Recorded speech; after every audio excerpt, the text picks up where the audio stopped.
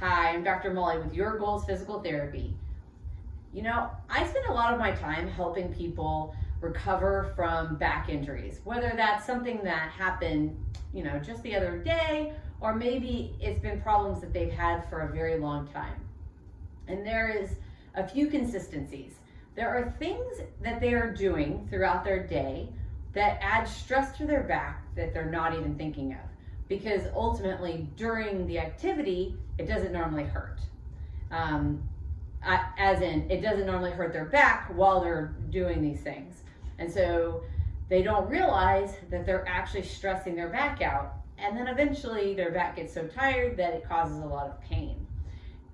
And this, for some people, has been going on for years. And so I wanted to talk about just 3 things that you are doing every day without thinking about it, and it's adding extra stress to your back.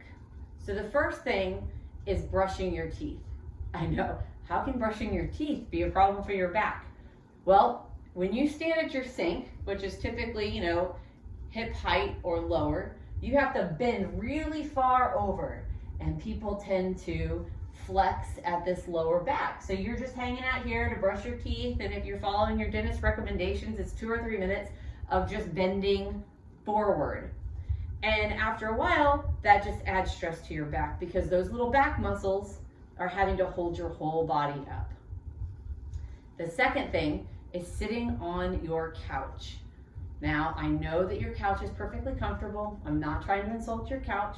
The unfortunate truth is that for most people, when they sit on their couch, their knees end up being above their hip.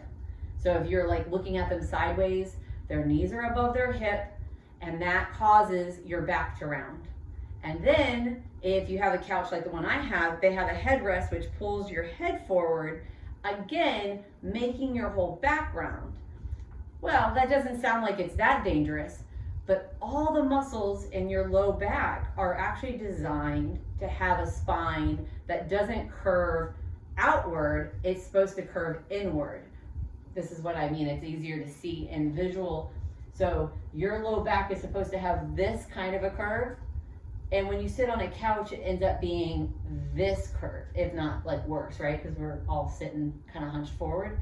Well, what that's doing is that's stretching all of those little muscles in your lower back, and that adds stress. Just think about having to hold, if you've ever stretched your hamstrings, having to hold that really uncomfortable position all day.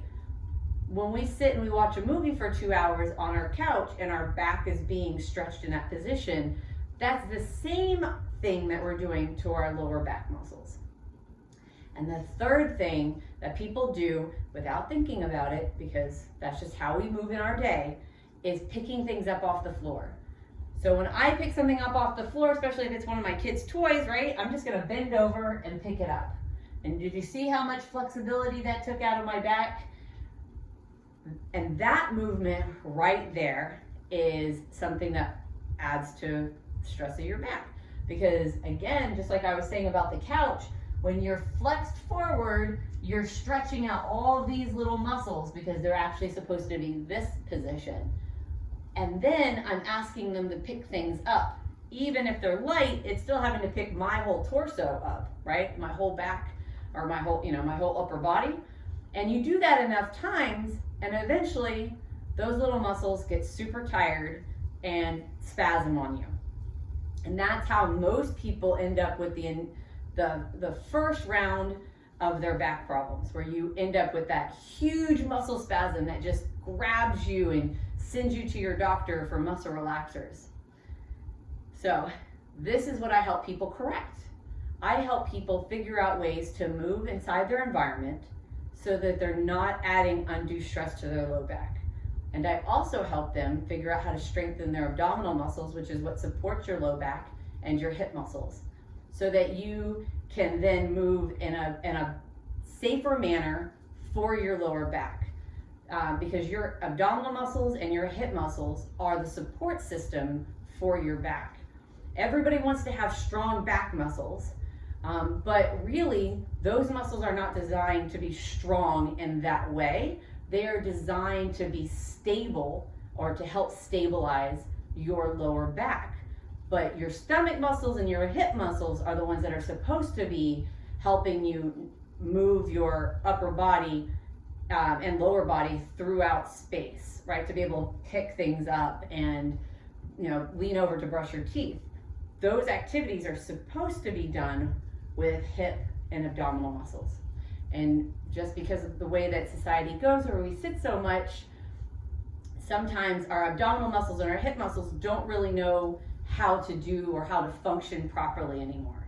And so again, that's what I help people navigate, is how do you unravel all of that and create new movement patterns that reduce the stress on your back instead of adding stress to your back. So if you have any questions about your specific situation, maybe your back's been a problem for years or it's just now starting to get aggravated, then simply email me or,